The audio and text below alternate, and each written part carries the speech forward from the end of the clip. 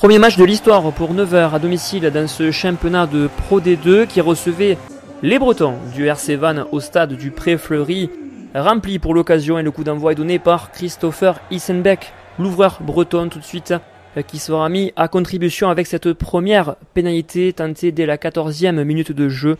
Et la réussite au bout du pied pour l'ouvreur breton qui permet aux Vanntais d'ouvrir le score après donc ce premier quart d'heure de jeu à laquelle répondra Louis Glegal d'une pénalité 15 mètres face au poteau, 3 partout entre les deux formations.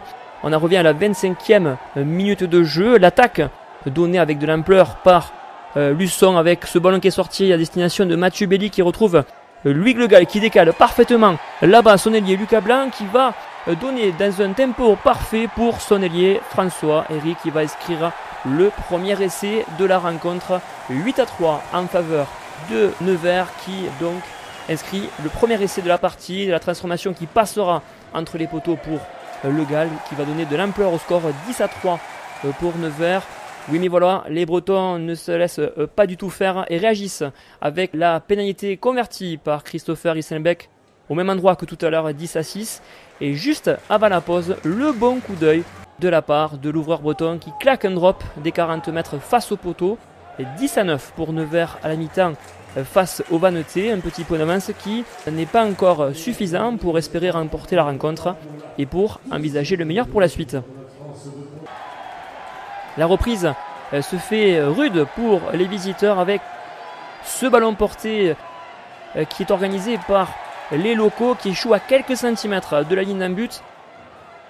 Bon coup d'œil de Jean-Baptiste Bruselier qui trouve d'une passe décisive son ailier Lucas Blanc qui va inscrire ce superbe essai. C'est le second essai de la partie pour les joueurs de la Nièvre. La transformation qui va passer entre les poteaux pour Louis Le Gall. 17-9, un petit écart.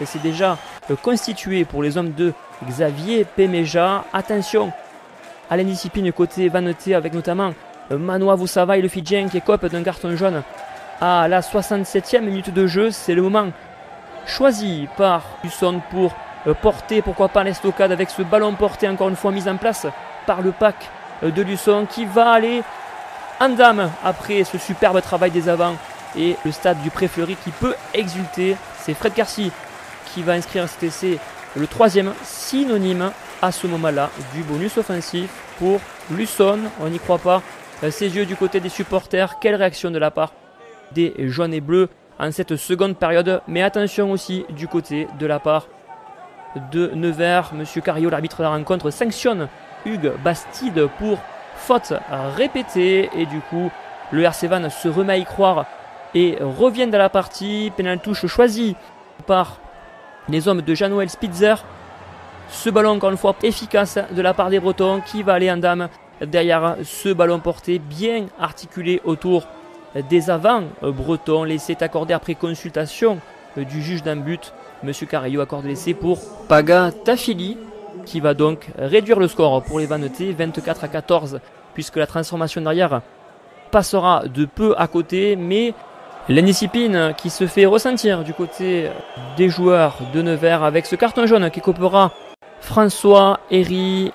Les joueurs de Nevers qui vont finir à 13 cette rencontre et c'est l'opportunité pour les Bretons d'emballer cette fin de rencontre avec ce ballon qui est joué là-bas en fond de terrain avec ce ballon qui est distribué pour le superbe service sur l'ailier Maxime Le Bourris qui faisait sa rentrée, qui va marquer dans le coin opposé là-bas. Maxime Le Bourris qui offre sur la sirène le bonus défensif pour les Bretons, récompensés et félicités par ses partenaires.